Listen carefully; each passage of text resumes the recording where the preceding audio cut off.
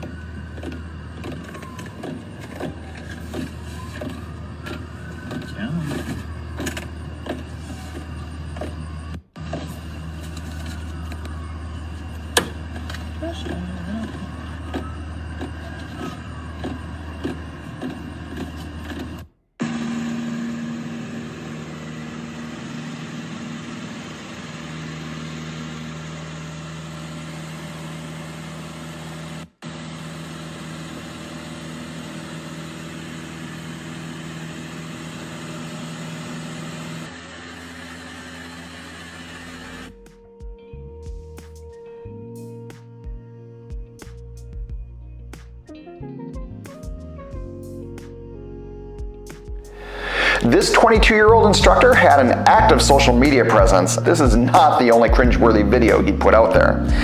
This one got notorious because it was posted shortly before the young instructor and his even younger student were killed in a fatal crash as they picked their way through thunderstorms, something the instructor had alluded to at the end of his final video. As you can imagine, the internet basically exploded with rage at this instructor. Now, I, for the most part, try not to speak ill of the dead, particularly fellow aviators who died flying, because, well, most of us can make their mistakes. This is not one of those cases. I mean, Jesus, there's a lot to unpack here.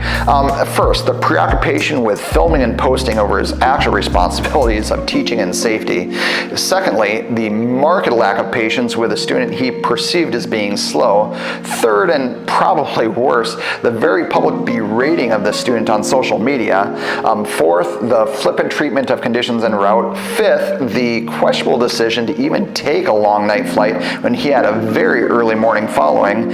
And lastly, and honestly probably least, dunking on Special Olympians and Forrest Gump? Come on, man. I think what bothered me most about all this is the disdain this guy seemed to hold for instructing. I mean, he seemed to think all this was beneath him. And while this guy got all the attention because he was dumb enough to go public with that disdain and then very publicly got himself and his poor student killed, I don't necessarily think he's an isolated example. I mean, I knew some CFIs with his exact attitude back during my time as a student and then as an instructor, though back then they didn't have social media channels to tell on themselves. Now they do, and, well, they do. Here at V1 Rotate, I think I've been pretty clear that, flight instructing is a useful way to start building flight time at the beginning of your career, while also making clear that there are alternatives. Let me reemphasize, you do not have to flight instruct if you don't want to. There are other entry-level jobs in aviation. In fact, this month in my role as a 737 captain for a major airline, I'm actually buddy bidding with a fantastic FO who was never a flight instructor. She spent her first 4,000 hours flying skydivers and then flew Part 135 in Alaska and then did a stint at the regionals. There are no easy roads, but there are multiple roads. That said, I really don't buy this kind of popular idea that flight instructing is some sort of diversion from your primary calling as a pilot, or that flight instructing and flying requires this completely separate set of skills and attributes.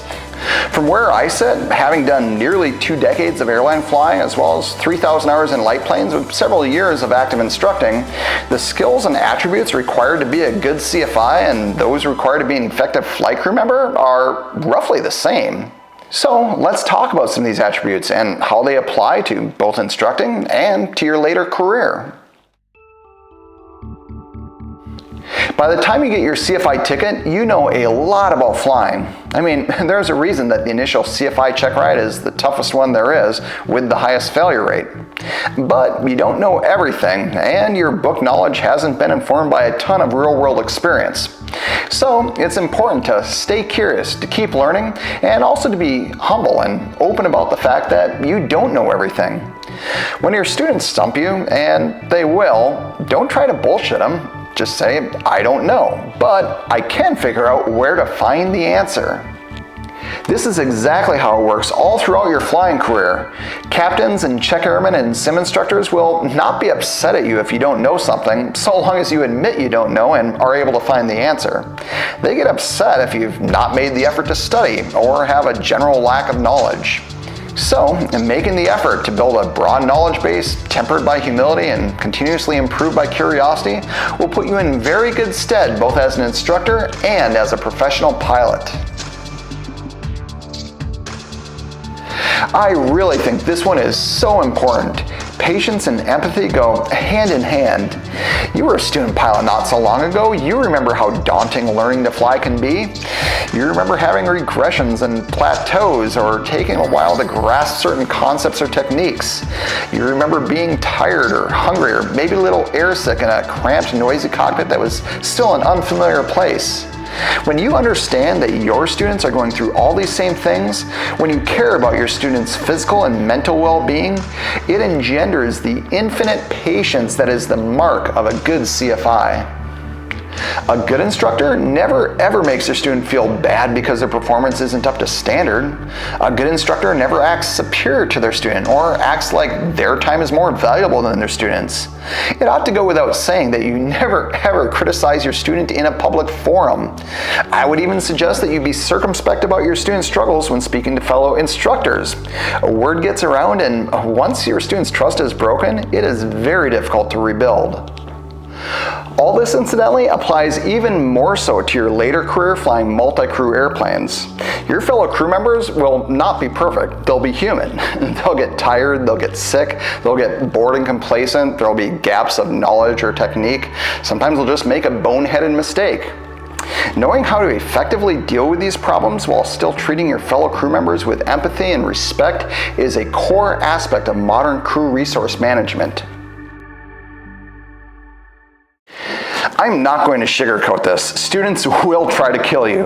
Not as frequently as the horror stories would have you believe, but it will eventually happen. You're going to have to decide when to step in, but it can't be too early because students need to be able to make mistakes to learn.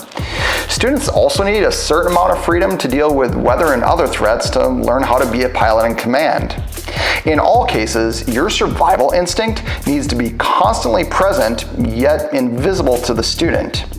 Never actually trust a student, but always appear to have complete trust in your students. Later in your career, your fellow crew members will be a lot more capable, and you'll have a lot of trust in most of them. However, good CRM requires that you keep that survival instinct running in the background. Let me repeat, in the background. When non-flying pilots visibly guard the controls or their hand hovers over the gear or flap levers, they're betraying a lack of trust in their fellow crew members with deleterious effects on the crew's working relationship. Aviation is a complex business with a ton of jargon and technical details that are really intimidating to newcomers. Becoming comfortable with this high level of complexity is the mark of an experienced pilot. As a flight instructor, though, you'll need to learn to embrace simplicity instead. You'll become a translator, breaking down complex systems and ideas into their simplest possible components in everyday English. This becomes even more critical when working with students for whom English is a second language. You might think this has no application to your later career, but you'd be wrong. Depending on what you end up doing in aviation, you might find yourself regularly communicating with flight attendants, passengers, gate agents, loading agents, dispatchers, mechanics, air traffic control, maybe even crash, fire, and rescue on occasion. Every one of these groups operates at a different level of complexity and using differing vocabularies. Learning to adapt your language and the level of complexity you wish to convey to these differing audiences is an essential skill for a professional pilot. Flight instructors have a leg up for having practiced it early in their careers. I gotta take you guys to task for this one. Just about every time I've stepped foot into flight school over the last decade, I've been taken aback at how serious, even gloomy the atmosphere is. You guys do know that flying is fun, right? And the exceptions have been when I learned to fly seaplanes and gliders. There, the instructors were excited and passionate about what they were teaching. Similarly, when I learned to scuba dive and skydive, when I met people who teach sailing, rock climbing, dirt biking, music, my first impression of all of these people is just how stoked they are to be able to share something they love with other people that want to get into it. Because ultimately, that's all flight instructing is. Forget the fundamentals of instruction. We're not teaching algebra to 9th graders here. You are simply sharing something that you love and know well with other people that are starting to love it and want to get to know it better. Thing is, you can kill that desire really quickly with a shitty attitude. I know it's really easy to let career frustration creep into your day-to-day instructing. Don't do it. Your students have nothing to do with your career progression. They're just innocent bystanders. You need to separate the two things in your mind. In my opinion, flight instructors have the single most important job in all of aviation. It's essentially just a fluke of economics that it's an entry-level job. Take it from me, you will move on to more glamorous, better paying jobs soon enough. While you have this job, give it your all. Be that instructor whose students fondly remember 20 years down the road. By doing so, you'll also be laying your own foundation for a long and successful aviation career. Thanks for watching V1 Rotate, and for more great content for new and aspiring professional pilots, join me here at flyingmag.com every first and third Friday of the month.